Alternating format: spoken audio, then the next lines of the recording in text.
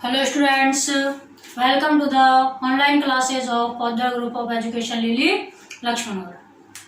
Well, my name is Pooja Sharma and I am here for teaching you chemistry subject of BSc Part First.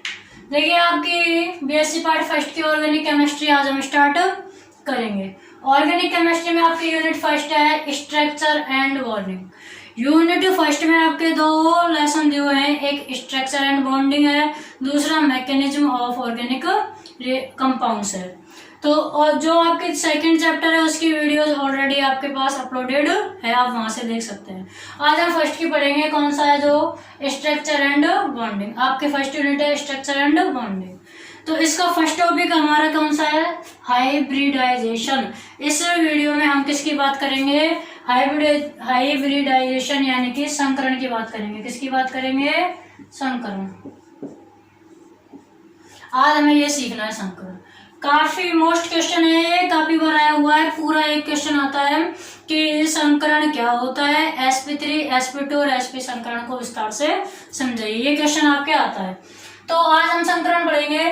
तो देखिए अभी अभी आपको बताया कौन कौन से आते हैं, sp3, sp2 और sp।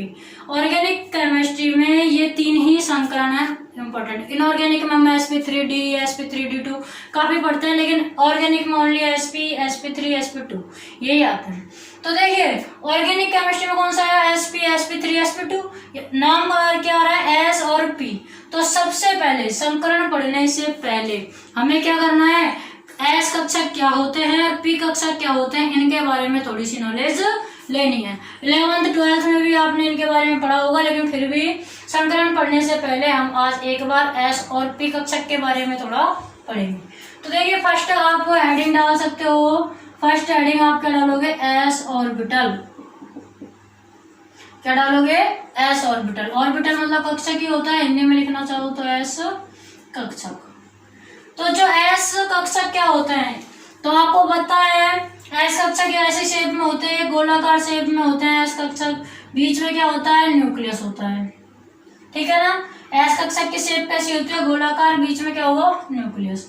अगर एक है ये गोलाकार तो 1s कक्षक होगा आपका, 1s ऑर्बिटल। और अगर आपके पास में एक राउंड शेप में ये है और एक और राउंड शेप है इसके ऊपर और बीच में न्यूक्लियस है, ये चारों तरफ आपके इलेक्ट्रॉन मान लीजिए।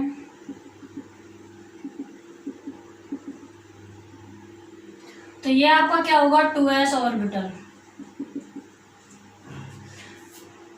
इनके बीच में ये क्या होता है, न्यूक्लियस। ये क्या होता है, न्यूक्लियस या नाभिक। तो बच्चों देखो एस ऑर्बिटल क्या होते हैं, एस ऑर्बिटल की शेप क्या होती है। सबसे पहले हम क्या क्या टॉपिक इसमें जान सकते हैं। पहला टॉपिक हम लिख सकते हैं कि एस ऑर्बिटल की जो शेप होगी, आकृति होगी, वो कैसी होती है, राउंड फिगर होती है, यानी कि गोलाकार होती है। आप फर्स्ट पॉइंट में लिखोगे एस कक्षकों की आकृति या शेप कैसी होती है, गोलाकार होती है, राउंड शेप होती है। क्या लिखोगे, एस कक्षकों की आकृति कैसी होती है, गोलाकार होती है, यानी कि राउंड शेप होती है। एस कक्षकों की आकृति गोलाकार या राउंड शेप होती है, ठीक है, लिख लेना। फिर सेकंड हम क्या लिख सकते हैं, एस कक्षकों की आकृति गोलाकार हो गई। फिर हमने क्या देखा, देखो यहाँ पर इन कक्षकों के बीचों बीच में नाभिक है, न्यूक्लियस है ना। तो सेकंड पॉइंट हम लिखेंगे क्या, कि एस कक्षकों के बीच में या मध्य में भी लिख सकते हैं, नाभिक उपस्थित होता है, नाभिक उपस्थित होता है। पहला पॉइंट था आपकी कि शेप कैसी होती है, गोलाकार होती है या राउंड, गोलाकार या राउंड। पूरा लिख सकते हो, एस कक्षकों की आकृति गोलाकार होती है, फर्स्ट पॉइंट होगा। सेकंड पॉइंट आपका होगा एस कक्षकों के बीच में नाभिक उपस्थित होता है। सेकंड पॉइंट क्या है, एस कक्षकों के बीच में नाभिक उपस्थित होता है। अब देखिए तीसरा पॉइंट हम क्या लिख सकते हैं। देखो जब 1s ऑर्बिटल था तो एक ही अपने पास में कक्षक है, यानी कि इसकी आकृति क्या होगी, इसकी आकृति कम होगी। जब आपका परमाणु क्रमांक थोड़ा बढ़ जाएगा, जब आपका परमाणु क्रमांक में क्या है, इलेक्ट्रॉनिक विन्यास में 2s भी आएगा, तो आपका जो उसकी आकृति होगी एस ऑर्बिटल की बढ़ गई ना। तो हम कह सकते हैं कि एस कक्षकों की जो आकृति है वो तो हमेशा गोलाकार रहेगी, लेकिन आकार परमाणु क्रमांक बढ़ने के साथ साथ बढ़ सकता है।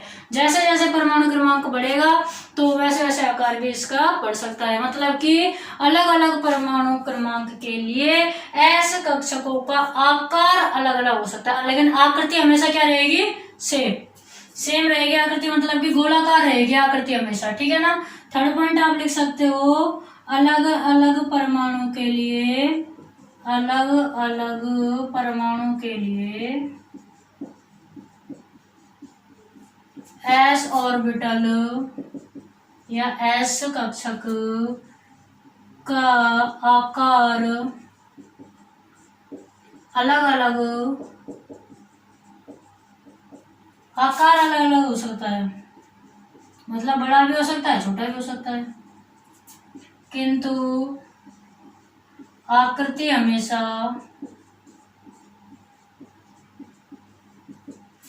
गोलाकार ही रहती है। तो ये हमने क्या बात की है? एस ऑर्बिटल की बात हो गई। एस ऑर्बिटल में 3 मेन पॉइंट है।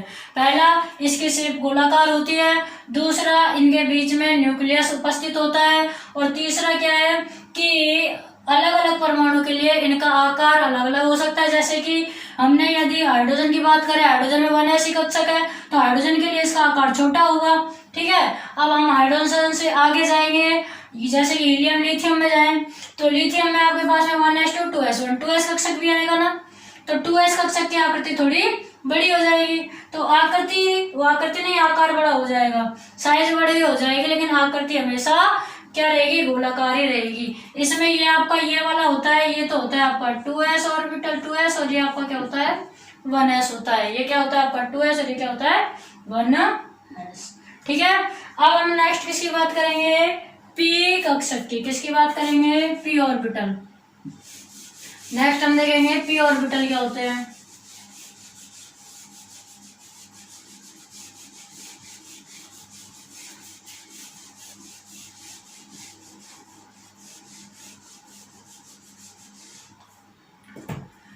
देखिए सेकंड हम देखते हैं पी ऑर्बिटल्स।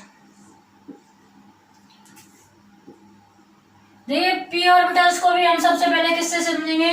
फिगर से ही समझेंगे, इसका चित्र बनाएंगे। तो पी कक्षक अपने पास कितने होते हैं? 3 होते हैं ना, P X P Y P Z, तो तीनों बना लो हम। पी एक्स पी वाई, ये आपका पी जेड। ठीक है ना। यदि आपका जो पी कक्षक है वो कहां पर है? एक्स पर है, तो उसको बोलेंगे पी एस कक्षक। यदि आपका हो वाई पर,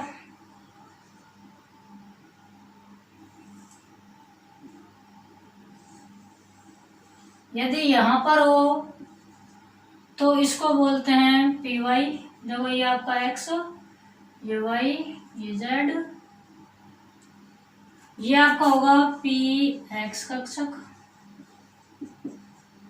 ये होगा पी वाई कक्षक,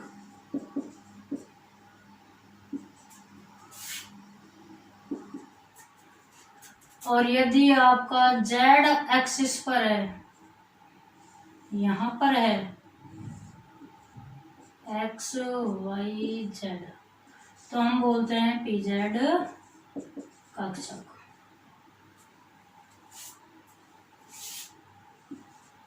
देखिए आपके पी ऑर्बिटल्स के बारे में अब हम पढ़ेंगे।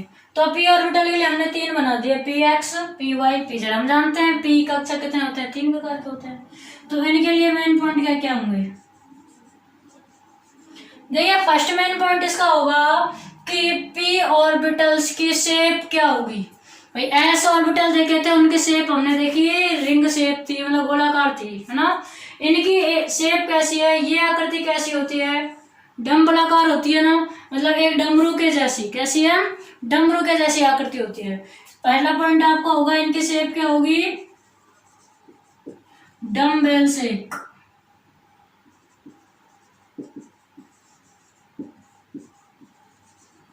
डम्बेल शेप, या इसी को बोलते हैं डम्बलाकार।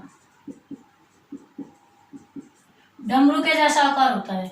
इनका आकार कैसा होता है? डमरू के जैसा, डंबलाकार इसकी शेप होती है। ठीक है, नेक्स्ट चीज देखो, प्रत्येक जो पी कक्षक है, यही तो है पी कक्षक। प्रत्येक पी कक्षक दो तरह की आकृतियों से मिलकर बना है, जिनको क्या बोलते हैं? लोब्स। पी कक्षक जो है अपना ये रहा, ये एक तो ये लोब है और एक क्या है? ये लोब, LOVE। लोब मतलब पिंड होते हैं गोलाकार तरह, पिंड है नहीं। तो प्रत्येक पी कक्षक दो लोब से मिलकर बना होता है। प्रत्येक पी कक्षक किससे मिलकर बना होता है? प्रत्येक पी कक्षक दो लोब्स से मिलकर बना होता है।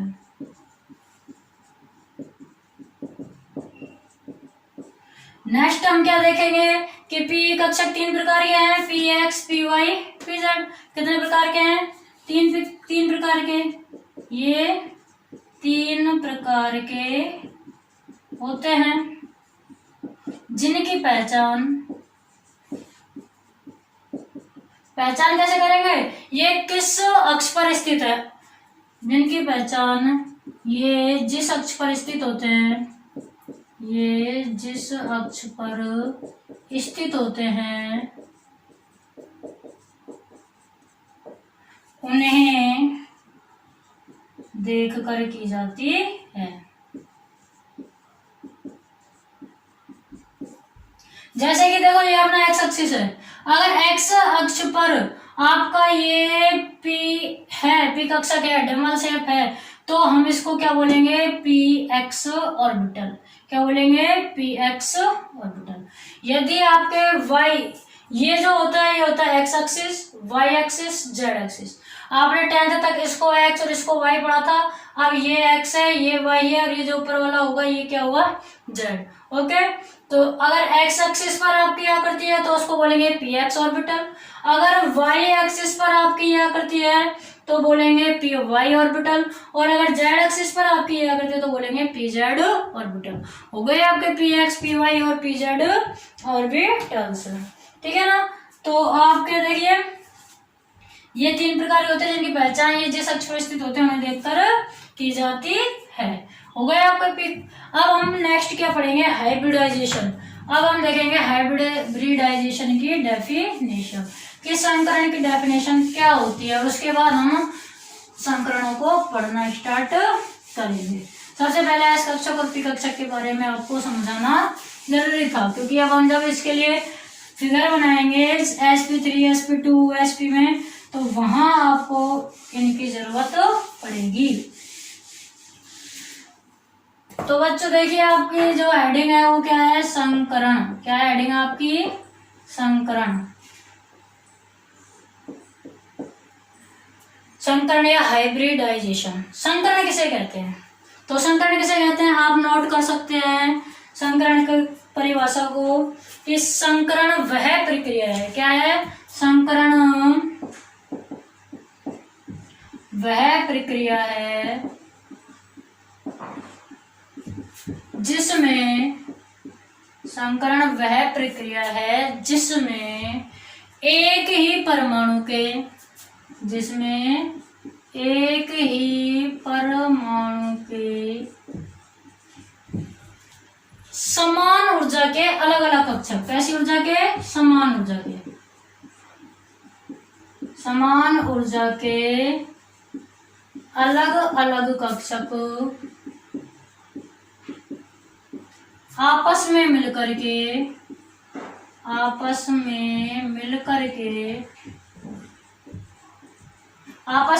के क्या बना ले? समान ऊर्जा के ही, समान ऊर्जा के ही उतनी ही संख्या में, या आप लिख सकते हो उतनी ही संख्या में समान ऊर्जा के, क्या लिखोगे? समान ऊर्जा के अलग अलग कक्षक आपस में मिलकर के उतनी ही संख्या में,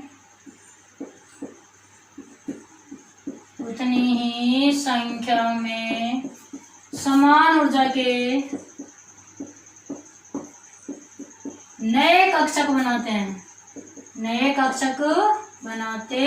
हैं। देखिए संकरण क्या होती है? संकरण वह प्रक्रिया है जिसमें एक ही परमाणु के समान ऊर्जा के अलग अलग कक्षक, एक ही परमाणु के होंगे लेकिन क्या होंगे? समान ऊर्जा के अलग अलग कक्षक होंगे और आपस में मिलकर के क्या करेंगे? जितने आपके परमाणु कक्षक जितने आपके कक्षक आपस में मिलेंगे उतने ही नए कक्षक बनेंगे और उनके बीच ऊर्जा क्या होगी? सबकी समान। एक ही परमाणु के समान ऊर्जा के अलग अलग कक्षकों को क्या करते हैं? आपस में मिलाते हैं और नए कक्षक बनाते हैं और जो नए कक्षक बनते हैं उनकी भी जो ऊर्जा है वो कैसी रहती है? समान। तो यह प्रोसेस क्या कहलाती है? संकरण कहलाती है। संकरण वह प्रक्रिया जिसमें परमाणु के क्या होंगे? समान ऊर्जा के अलग अलग कक्षक आपस में मिलकर के क्या करेंगे? उतनी ही संख्या में समान ऊर्जा के नए कक्षक बनाते हैं। क्या बनाते हैं? नए कक्षक बनाते हैं। तो वह प्रोसेस क्या कहलाएगी? आपकी संकरण कहलाती है। जैसे एग्जाम्पल ले लीजिए इसका। देखो एग्जाम्पल में हम जैसे देखते हैं, एक हमने ले लिया एस कक्षक, एक हमने क्या ले लिया? एस कक्षक ले लिया और इसके साथ में एक हमने क्या ले लिया? पी कक्षक ले लिया। एक क्या ले लिया? पी कक्षक। तो जब इन दोनों के बीच में अतिव्यापन होगा, मतलब जब ये एक दूसरे से मिलेंगे तो किस तरह की आकृति बनेगी? एक इस तरह की आकृति बन जाती है। मतलब कैसे?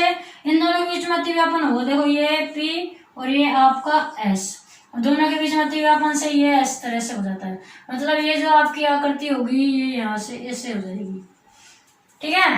अब कितने कक्षक है? देखो एक कक्षक यहाँ है और एक कक्षक यहाँ है। कितने हैं? दो है ना। एक कक्षक ये रहा और एक ये रहा, तो बनेंगे भी कितने? फिर दो बनेंगे। कितने बनेंगे? दो। देखो एक ऐसे बनेगा तो ये तो आपने देखो दो बनेंगे। देखो पहला आपका ये हो गया, एक तो बड़ा रहेगा। जब अतिव्यापन हो जाता है तो एक साइड बड़ी रहती है और एक साइड इनकी क्या हो जाती है? छोटी हो जाती है। ये पहला। और दूसरा कैसे बनता है? अब इधर की तरफ बड़ा और इसकी छोटी साइज इधर। ऐसे ये वाला क्या था? आपका बड़ा था। तो इस प्रकार की आकृति बनेगी। देखो आपको लगेगा ये कि ये एक ही पी कक्षक है। क्या लग रहा है? एक ही पी कक्षक है, लेकिन हकीकत ये है कि ये बड़ा पार्ट है, इसके साथ में ये एक छोटा पार्ट इधर होता है और ये जो बड़ा पार्ट है इसके साथ में ये एक छोटा पार्ट इधर होता है। तो मेन आपका ये हो गया। ठीक है ना। एक एस और एक पी कक्षक से मिलकर के ये आपका क्या बन गया? S P. दो एस पी कक्षक बन गए। क्या बन गए? दो एस पी कक्षक। एक एस कक्षक मिला और एक ही क्या मिला? आपका पी कक्षक। एक एस और एक पी दोनों मिलकर के क्या बनेंगे? दो। एक और एक कितने हो गए? दो। जितने मिलते हैं उतनी ही संख्या में, देखो लिख रहा है ना, उतनी संख्या में एक और एक दो, तो दो बनेंगे। दो एसपी कक्षक बन गए। ठीक है ना। कैसे बने? जब इनका अतिव्यापन होता है तो इस प्रकार से होता है, ये बता दिया। तो इनके है ना एक तरफ तो ये बड़ा रह जाता है और दूसरी तरफ ये क्या रह जाता है? छोटा सा। इस तरह ये एक एसपी कक्षक है। ये क्या है? एक एसपी कक्षक। ये एक एसपी कक्षक है। अब दो बने तो दूसरे में इधर वाला बड़ा हो जाए और इधर क्या है? छोटा। तो इस तरह से ये हो गए। ये आपके क्या हो गए? दो एसपी कक्षक हो गए। ठीक है ना। यहाँ हम आप क्या लिखोगे? एसपी संकरण। क्या लिखोगे? एसपी संकरण। तो इनमें जब एसपी संकरण हुआ तो हमें दो एसपी कक्षक प्राप्त हो गए। ये आप संकरण की परिभाषा और संकरण का एग्जाम्पल दे सकते हैं। अब हम क्या देखेंगे? संकरण के रूल्स क्या क्या हैं। अब हम रूल्स पढ़ेंगे इनके। तो देखिए बच्चों, रूल्स ऑफ हाइब्रिडाइजेशन। हाइब्रिडाइजेशन मतलब संकरण के नियम। देखो संकरण के नियम। पहला नियम, संकरण के नियम रटने की बिल्कुल आवश्यकता नहीं है। संकरण की डेफिनेशन आपकी याद है तो इनको कोई भी रटने की जरूरत नहीं है। डेफिनेशन भी बिल्कुल इजी थी। पहले क्या थी इसमें कि समान ऊर्जा के कक्षक मिलते हैं किसके? एक ही परमाणु के। यही थी ना कि एक ही परमाणु के समान ऊर्जा वाले कक्षक आपस में मिलते हैं। यही थी पहली लाइन।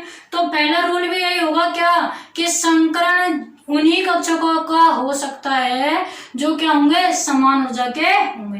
पहली लाइन से पहला रूल बन रहा है। पहला रूल क्या है कि एक ही परमाणु के लगभग समान ऊर्जा के कक्षक ही आपस में संकरित हो सकते हैं। ठीक है। फर्स्ट लाइन से फर्स्ट रूल बना। फिर उसके बाद क्या था आपकी डेफिनेशन में कि संकरण की समान ऊर्जा के कक्षक ही आपस में भाग लेते हैं और क्या करते हैं? उतनी ही संख्या में नए कक्षक बनाते हैं और उनकी भी ऊर्जा क्या होगी? समान होगी। जो नए कक्षक बनते हैं उनकी ऊर्जा क्या होती है, समान, उतनी ही संख्या में। ठीक है, तो आपका सेकंड रूल क्या हो जाएगा कि जितने कक्षक संकरण में भाग लेंगे सेम उतनी ही संख्या में नए संकरित कक्षक बनते हैं। तो देखिए इसमें जितने कक्षक भाग लेते हैं उतने ही नए संकरित कक्षक बनते हैं, अर्थात संकरण में भाग लेने वाले कक्षकों की संख्या और संकरण के बाद यानी कि संकरित हुए कक्षकों की संख्या क्या होगी, बराबर होती है। डेफिनेशन से रूल आ रहे हैं ना, कुछ भी रटने की जरूरत नहीं है। दूसरा रूल आ गया, थर्ड रूल है आपका कि इस प्रक्रिया में कक्षक आपस में मिश्रित होते हैं। कक्षक ही मिश्रित हुए थे ना, कक्षकों का ही तो अतिव्यापन हुआ था, ये पी था फिर इसमें ऐसा आया था, कक्षकों का ही तो अतिव्यापन हुआ। कक्षक आपस में मिलते हैं, ओवरलैपिंग करते हैं। इनमें क्या है कि कक्षक आपस में मिश्रित होते हैं, इलेक्ट्रॉनिक विन्यास मिश्रित नहीं करते कि इलेक्ट्रॉनिक विन्यास मिश्रित करके ले आए, क्या होते हैं, कक्षक मिश्रित होते हैं। और 4 है आपका ऑर्गेनिक कंपाउंड्स में मुख्य रूप से 3 प्रकार के संकरण होते हैं। यह मैंने आपको फर्स्ट में बता दिया कि 3 प्रकार के पढ़ने हैं आपको, कौन कौन से, sp3 संकरण, sp2 संकरण और sp संकरण। तो sp3 संकरण के बारे में हम नेक्स्ट वीडियो में पढ़ेंगे, sp3 और sp2 और sp, ठीक है ना, पूरा आपको ऐसे की जैसे ये नोट करना है। ओके स्टूडेंट्स, आई होप आपको ये हाइब्रिडाइजेशन समझ में आ गया होगा। नेक्स्ट वीडियो में हम इसके sp3 sp2 और sp संकरण के बारे में जानेंगे। Okay, thank you.